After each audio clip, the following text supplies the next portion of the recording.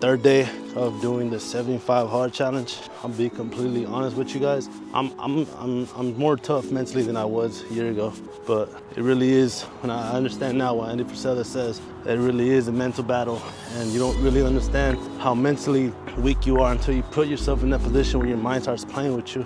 And that's exactly what happened with me today. It's been a long day. It's been a long, successful day, very productive day for sure. There's one thing that I am taking away from it so far, is that I'm 3 days into it, and I'm not trying to say my productivity went up by 1,000%, but increments, right? It's gone up in increments, and the ability to just understand that trying to throw this away after one hard day, after 2 hard days, not going on to 3, even though I've attempted it before, just to throw that all away is really pointless and a waste of time. And honestly, at the end of the day, it goes back to my competitive nature that I have with myself, is that like sometimes I'd be feeling like I'm a B, and this definitely shows you how much work needs to be done from a mental perspective, because man, it really is a mental battle every day. And the more we don't understand that, the further away we get from beating that battle and just kind of staying on the same page with everything that you're doing. Honestly, at the end of the day, it falls back to like how my mentor always tells me, is like everything you do must have an intent behind it.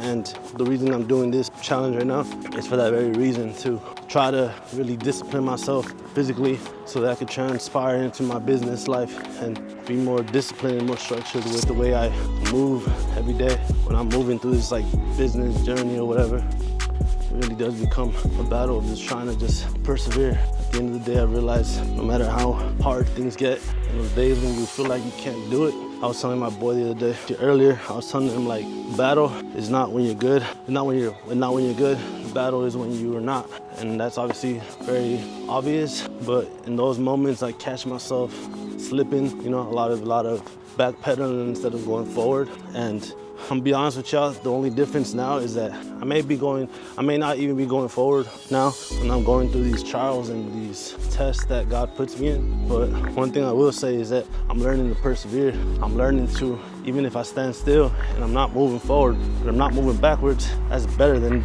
moving backwards and trying to get back to where you were. And that's very important. That's something I'm learning now as a 25-year-old man, is that sometimes you don't have to do nothing, and that's fine. As long as you don't go backwards, that's all that matters. And it's very important that we understand that as young people and young individuals. And when you do catch yourself going backwards, there's no point in trying to beat yourself up about it, because at the end of the day, that's going backwards in itself.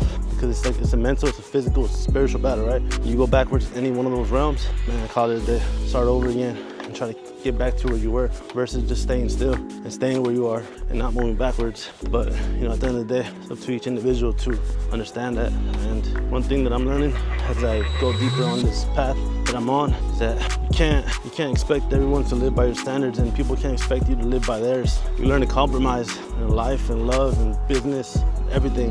And when there's no room for compromising, that's where the separation comes in. And how my boy Thomas always tells me, separation takes elevation. No, I'm sorry, backwards. Elevation takes separation. And that's the most hardest thing to do, to let go. Sometimes it's necessary to let go and then let God take care of the rest.